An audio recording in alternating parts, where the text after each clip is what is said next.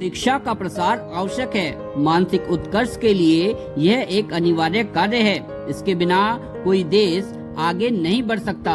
विचार क्रांति के उद्देश्य की पूर्ति लोक शिक्षण पर ही निर्भर है और वह कार्य शिक्षा के प्रसार से ही होगा और हमें इसके लिए जी जान से जुटना चाहिए।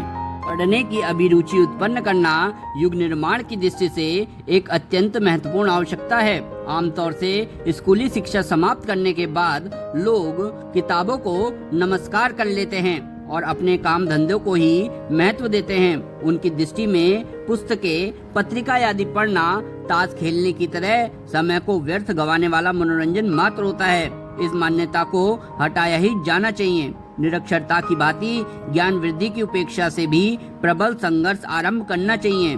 जनमानस में ये बात गहराई तक प्रवेश कराई जानी चाहिए कि पेट को रोटी देने की भांति बुद्धि को ज्ञानवर्धक किताबें व साहित्य की आवश्यकता है। उसकी उपेक्षा करने पर आंतरिक विकास की समस्या हल नहीं हो सकती।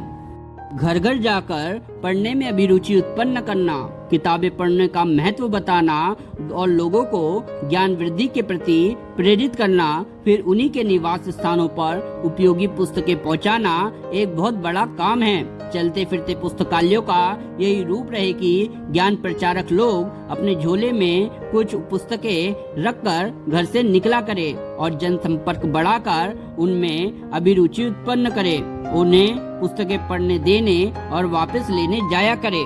किताबों व सत साहित्य को पढ़ने में अभिरुचि और स्वाध्याय को नित्य नियमित रूप से करते रहने के लिए उत्पन्न हो सके, ऐसा प्रयत्न किया जाना चाहिए। इस प्रवृत्ति की अभिवृद्धि पर युग निर्माण योजना की सफलता बहुत कुछ निर्भर रहेगी।